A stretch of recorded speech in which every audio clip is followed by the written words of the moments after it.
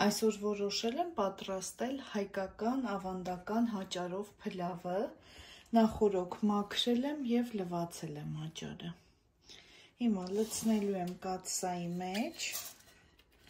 չենք տապակում, որպեսզի կեղևը չհաստանա և ուշ չեփվի։ Մի անգամից այսպես լցնում ենք։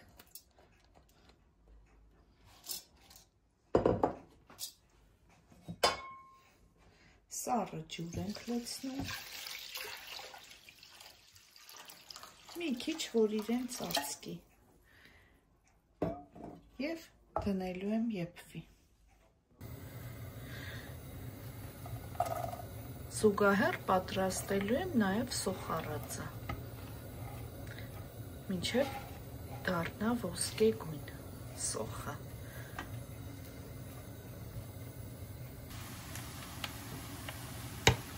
Արդեն լավ եռում է, այստեղ կավելացնենք աղ։ Հաճարը եփվում է, սոխը լավ սոխառած է լինում։ Հիմա երրորդ տապակի մեջ լցրել եմ մի փոքր բուսայուղ, կդնեմ նաև կարագ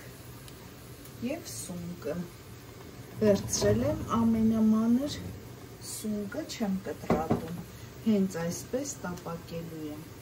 մի փոքր աղ կավելացնեմ։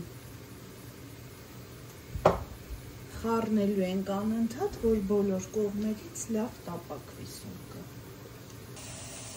Տեսեք, սունկը արդեն ջուրը գոլորշիացել է և շատ գեղեցիկ ոսկեգույն է դառել, շատ չենք չորացնում, այսպես անջատում ենք կրակը։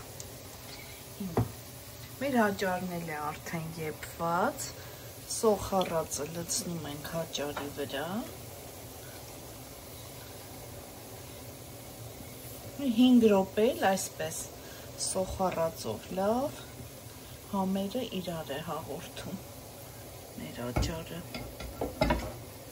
Սունկը վրայից եմ լցնելու։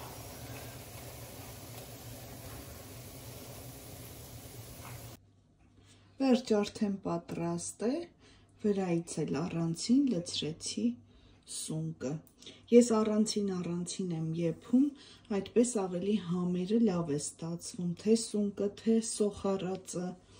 Այսքանը դուք էլ պատրաստեք և անուշ արեք։ Բարի ախորժակ, ցտեսություն։